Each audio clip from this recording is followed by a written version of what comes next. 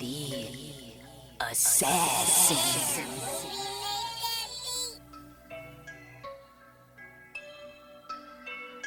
You know I break necks, call me Jack Tate.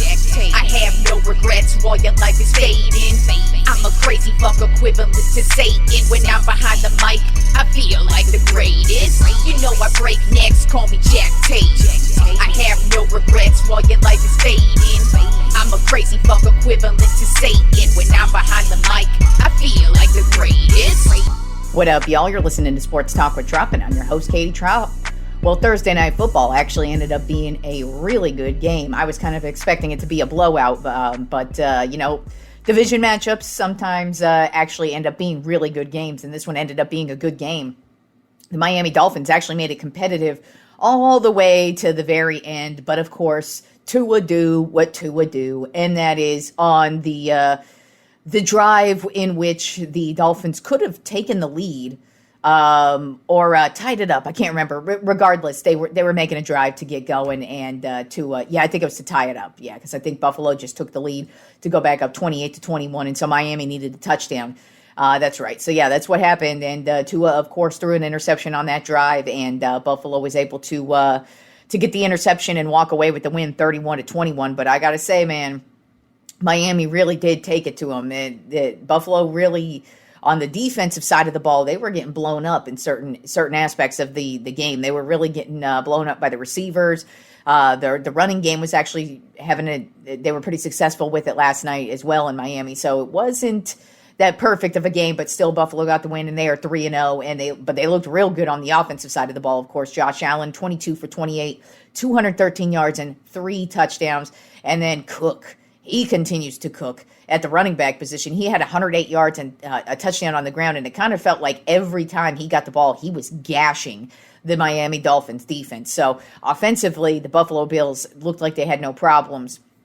It was the defensive side of the ball, but hey, you're not gonna have perfect games every time. And so what? You're 3-0, you got the win, and you walked away with the win. It was really more just the Dolphins actually came out and had a really solid game, especially on the offensive side of the ball. It was just that one interception from Tua. And, I mean, it sucks because he pretty much had a flawless game otherwise. But, you're driving and you need that touchdown to get the win. And it was a bad interception, too. It was right to Buffalo, and he was able to just run it back.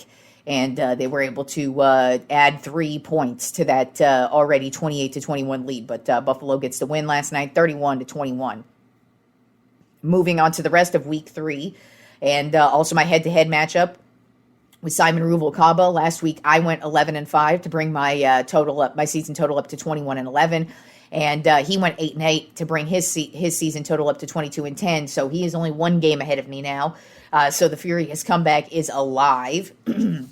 But we both had Buffalo last night. I had Buffalo winning 28-17. He had Buffalo winning 30-17. So we both start the weekend off 1-0. He did not get me his picks for the rest of the games this weekend. So I will only be discussing my picks for the weekend's matchup. So let's get right into week 3 and what we have coming up.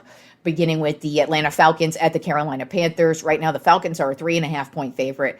The Panthers, I feel like they're, like I keep saying, and I said this about them at the beginning of the season, they're a young team that's going to cause some issues for some people. And I feel like in their division, they're definitely going to cause some issues. And especially against mid-level or bottom-of-the-barrel teams. And Atlanta basically is that.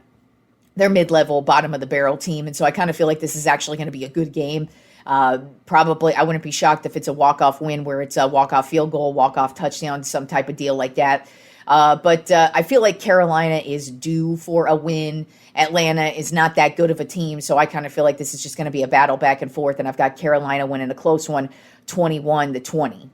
Then we have the Green Bay Packers at the Cleveland Browns. Right now the Packers are a 9.5-point favorite, and Green Bay's looked like one of the most solid, most complete teams, especially on the offensive side of the ball. Jordan Love has been lighting everybody up. And I wouldn't be shocked if that's the case in this one because Cleveland is terrible. They have pretty much nothing good to talk about besides Myles Garrett. But he can't do everything. And so I've got Green Bay blowing out Cleveland 41-7. Then we have the Houston Texans at the Jacksonville Jaguars. Right now, the Jaguars are a 1.5-point favorite. And Jacksonville is actually looking pretty solid on the defensive side of the ball. They actually lead the league in interceptions. I believe they have 4 or 5 interceptions right now, and so they're really taking the ball away. And then offensively, not looking too shabby themselves. They've actually been keeping pace in pretty much every game they've been in so far. It's only 2 games, but still, they've looked pretty good in both games. And Houston, though, defensively, they look stout. Offensively, that's where the questions are. Offensive line is terrible, and the ground attack's terrible, and C.J. Stroud is just running for his life. And I don't think that's going to bode well for them in this one. And they're starting the season off 0-2.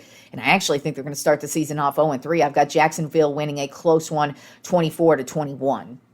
Then we have the Cincinnati Bengals at the Minnesota Vikings. Right now, the Vikings are a 3.5-point favorite. We are going to get 2 backup quarterbacks in this matchup. Joe Burrow is out for the Cincinnati Bengals, so we're going to get Jake Browning at quarterback, and he filled in a lot last year because Burrow missed the entire second half of the season due to that wrist injury. And then in Minnesota, J.J. McCarthy is out, so we're going to get Carson Wentz starting for his 6th team in 6 years. So it should be a very interesting game. I think the Vikings, though, their defense, and they have a lot more offense on or a lot more weapons on the offensive side of the ball. Whereas the Bengals, they were already kind of struggling just in many ways before the Joe Burrow injury, and I just kind of feel like this game is going to be a struggle for them. And I feel like the Minnesota Vikings defense is really going to take over and have a solid day. And I've got the Vikings winning 17-14. Then we have the Pittsburgh Steelers at the New England Patriots. Right now, the Steelers are a 1.5-point favorite. The Patriots, they don't have a lot to talk about. This team is pretty much garbage for the most part. Whereas the Steelers, even though their defense hasn't showed out just yet, I kind of feel like this is going to be the week where they do show out because they've looked like Boo-Boo the Fool in the last couple of the first couple of games to start the season. They do not look like the Pittsburgh Steelers defense. The first game was won by the offense, and then this last game, just boneheaded play. So I think they're going to shore that up and get it right and actually blow out the Patriots 30-17. Then we have the Los Angeles Rams at the Philadelphia Eagles. Right now, the Eagles are a 4.5-point favorite, and I'm actually going to go upset in this game because, Philadelphia has not looked all that convincing in their first 2 games to start the season. That doesn't mean I think they're a shitty team. I just feel like they just haven't looked that solid and that good. And the Rams, while they haven't looked that great themselves either, they have a very solid offense. And so I feel like the offense is going to expose this defense. And I think they're going to do just enough to get the win in this one. As a matter of fact, I think the Los Angeles Rams defense is also going to play a big role in this one and cause some problems for the Philadelphia Eagles offense. And I've got the Rams upsetting the Eagles in this one 21-17. Then we have the New York Jets at the Tampa Bay Buccaneers. Right now, the Bucs are a 6.5-point favorite, and Tampa has had 2 big comebacks in their first 2 games. The Jets have looked terrible in really overall. I mean, their first game was close, but they still have looked terrible. They don't look like a good team at all, whereas the Tampa Bay Buccaneers look good on the offensive and defensive side of the ball, and I just think they're ready to get going, and I've got the Tampa Bay Buccaneers blowing out the Jets in this one 35-10. Then we have the Indianapolis Colts at the Tennessee Titans. Right now, the Colts are a 3.5-point favorite, and the Colts have started off the season real hot, looking solid on both the offensive and defensive side of the ball, but especially offense. Their punter hasn't even come out to punt in 2 games, so we'll see what happens if they're able to extend that streak out into 3 games. Kind of doubt it, but who knows? The Tennessee Titans are not a good team at all. This team has a lot of growth to do, and I just kind of feel like it's going to be a very, very long season for the Tennessee Titans. They might have some explosive plays here and there, but other than that, I don't think they're going to do much. I feel like the Indianapolis Colts are going to get the win in this one, 21-10. Then we have the Las Vegas Raiders at the Washington Cardinals. I almost called them the Redskins and then the Commanders, so I combined that together. But the Washington Commanders. We won't have Jaden Daniels in this one. Marcus Mariota is going to start this game, but that doesn't really change anything to me. I still think that Washington is the better team over Vegas. I think Vegas has a lot of issues on both the offensive and defensive side of the ball. They don't really have any standouts, and nobody's really gotten going, especially on the offensive side of the ball. There's just so many questions other than Max Crosby, and Max Crosby can't do it all for you. So I just think Washington's better on offense. I think Washington's better on defense, and I just think they're the overall better team, even without Jaden Daniels at quarterback. So I've got Washington winning this one 23-14. And moving on to the afternoon games, we have the Denver Broncos at the Los Angeles Chargers. Right now, the Chargers are a 2.5-point favorite. I feel like this is going to be, this is a division battle. So I think it's going to be a close matchup. I think the Denver defense is going to make it a little bit closer than expected. But I wouldn't be shocked if this ends up being kind of a shootout between Bo Nix and oh, Jesus Christ, Justin Herbert. Almost forgot his name there. But I think it's going to be, it could end up being a shootout between the two of them. But I feel like the Denver Broncos defense is going to kind of keep things a little bit closer than we expect. But I do have the Chargers winning this one 27-20. Then we have the New Orleans Saints at the Seattle Seahawks. Right now, the Seahawks are a 7.5-point favorite. The New Orleans Saints are just a terrible team. They really have nothing going on with this team. Seattle, their defense, though, is a top-level team. I don't think a lot of people, they were actually a top-level defense last year, and I just don't think a lot of people recognize it because they're just overall not a really good team. They're not really doing much, and you're not really going to talk about the Seahawks unless they're winning. And even though they got the win last week, I still think a lot of people are going to overlook them this week, but I do think this defense is going to make some big plays for them this week and help them get the win. I've got the Seahawks winning 17-13. Then we have the Dallas Cowboys at the Chicago Bears. Right now, the Bears are a 1.5-point favorite, which is kind of funny because the Chicago Bears have a terrible offense, and their defense looks okay. I mean, they didn't look that good last week. But I don't really see the Chicago Bears really actually keeping up with the Cowboys this week because the Cowboys on the offensive side of the ball are actually really good, and I kind of feel like that's going to be an issue for the Chicago Bears this week. As a matter of fact, I don't think this is going to be a difficult game for the Cowboys at all. I kind of feel like this is going to be a game where the Dak Prescott and the Dallas Cowboys offense just goes off, and they really have no issues scoring, and I kind of feel like their defense is going to have no issues taking care of this poor Chicago Bears offense. I mean, they have nothing going on offensively. I mean, Chicago, Caleb Williams is just running for his life on every single play. And even though the Cowboys don't have the greatest defense, I don't think they're going to have very many issues with this terrible Chicago offense. I have the Cowboys kicking their ass 31-14. Then we have the Arizona Cardinals at the San Francisco 49ers. Right now, the Cardinals are a 1.5-point favorite. We don't know if Brock Purdy's going to play yet, and I kind of feel like even if he does, this game to me kind of leads towards Arizona. I think they're a more interesting team. The Niners, their last win was because they played the Saints. Mac Jones, he's not going to win you a lot of games, and he really only looked good in the fourth quarter. He looked pretty terrible the first three quarters. So if he's in this one, I don't think this is really going to be a close matchup at all. But like I said, even with Purdy, I'm not really expecting much from the Niners in this one. I do think it's going to be a close matchup because it's a division matchup, but I actually think the Cardinals are going to probably have the lead the whole way, and I've got the Cardinals winning this one 28-21. Then our Sunday night football matchup is the Kansas City Chiefs at the New York Giants. One of these teams is starting the season off 0-3, and that's kind of shocking that one of those teams is the Kansas City Chiefs. Right now, the Chiefs have a 5.5-point favorite. Even though I hate the Giants, I think it would be kind of hilarious to see them beat the Chiefs and have the Chiefs start off the season 0-3. However, I don't really think that's going to happen. I actually think the Chiefs are going to step up in this one. They've looked pretty terrible on offense for the most part in their first two games. It's pretty much been all Patrick Mahomes, so that could be an issue for them, especially if the Giants play as well as they did on offense this last week.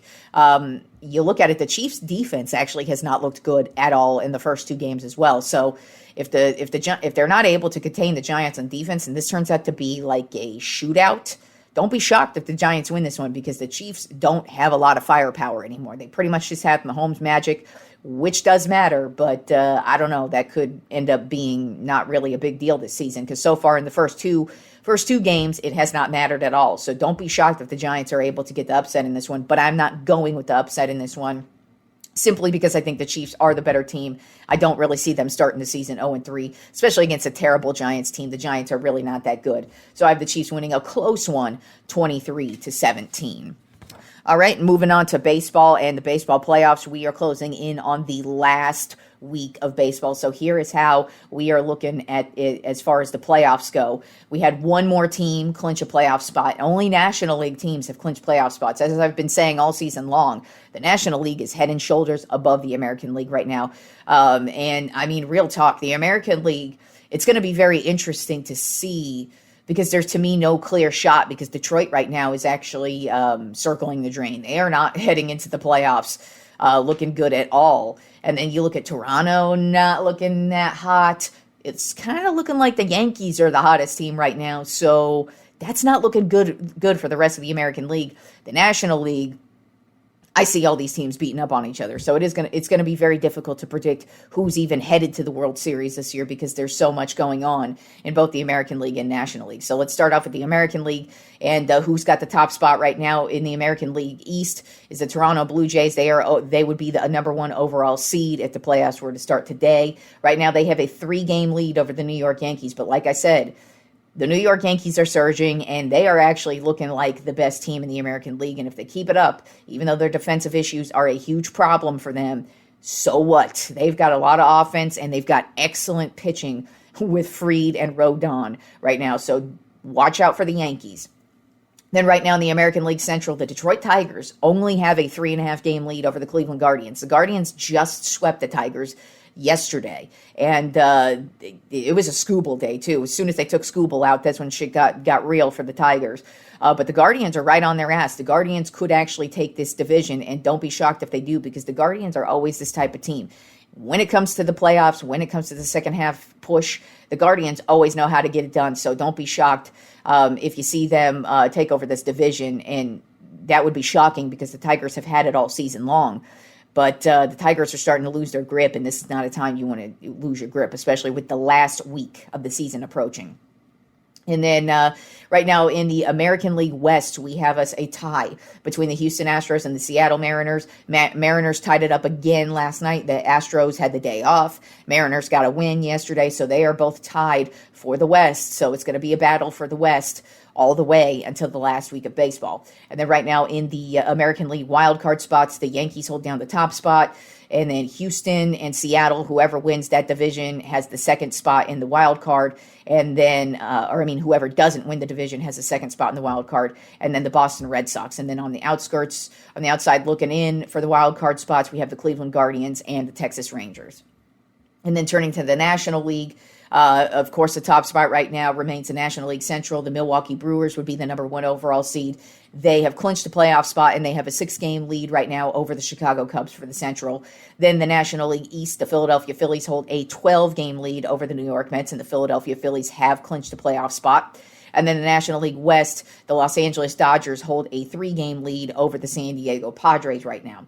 And then the wild card spots, the Chicago Cubs clinched the playoff spot this week.